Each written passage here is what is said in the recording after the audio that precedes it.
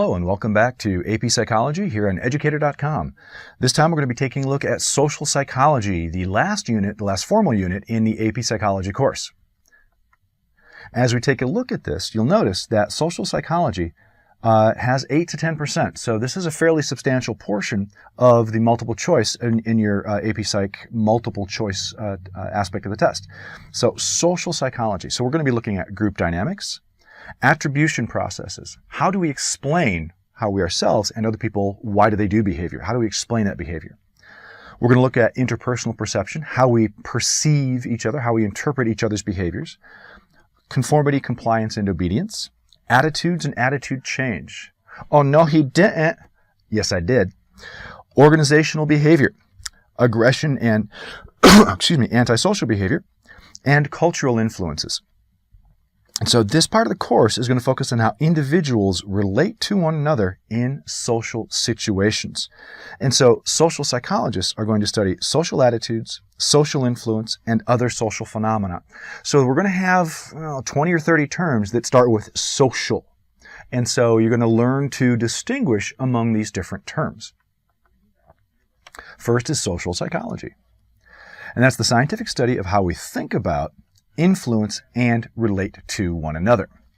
There's social thinking, and literally this is the cognitive, the thought process aspect of group relationships, how we think about groups, and how we think when we are in groups, because those are actually two different things.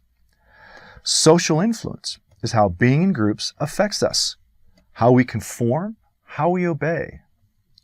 Social relations, because you know that some groups get along with each other and other groups don't. We'll be taking a look at why that might be. So we'll look at prejudice, stereotyping, and discrimination in this unit. And of course, if we're going to deal with hate, we also have to deal with love and attraction and why people like each other. But also helping behaviors. Why do people sometimes help? Why do they sometimes not help? There are some circumstances that are very predictive, very predictable in terms of why and when we will help versus when we won't help. Deception is huge in social psychology because when you know you're watched, you change your behavior. When you are aware that people are looking at exactly what you're doing, you tend to modify, you tend to tighten up, you tend to fix whatever your behavior is to whatever you think that other person might be looking for so that you have proper behavior. Well, social psychologists have gotten to be really creative with how they get around that. And the first way to do that is to lie to people as to why they are there. And so we're going to look at research studies where people are lied to. They think they're there for one thing, but they're really there for something else. And that way we can get a truer, more accurate reflection of what their real behaviors are and would be, as opposed to them trying to create a facade for the researcher. So we try to eliminate bias by lying to our subjects. Now, Avril Lavigne, if she had bothered to take psychology before she dropped out of school and became a pop star, she would know why people make things complicated. So I'm not going to sing Avril Lavigne. That's not. I won't torture you with that. But you become somebody else, round everyone else. So the social situation, watching your back like you can't relax. You're trying to be cool.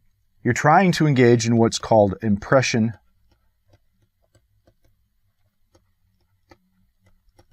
management.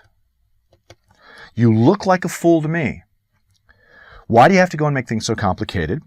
I like the way I see the way you're acting around somebody else. It gets me frustrated. Then she goes into this next part. Honesty, promise me I'm never going to find you fake it. You come over unannounced, dressed up like you're something else. So you're a poser. Where you are and where you sat, you see, you're making me laugh out when you strike a pose. She's not talking about Madonna, strike a pose. Let's get to it. No, we're not talking about that. But she says, take off your preppy clothes. You're not fooling anyone. Because around other people, you're acting the fool. because she recognizes the behavior, but she doesn't know what it's called. Her presumably boyfriend here, or her male friend, is acting a certain way when certain people are around.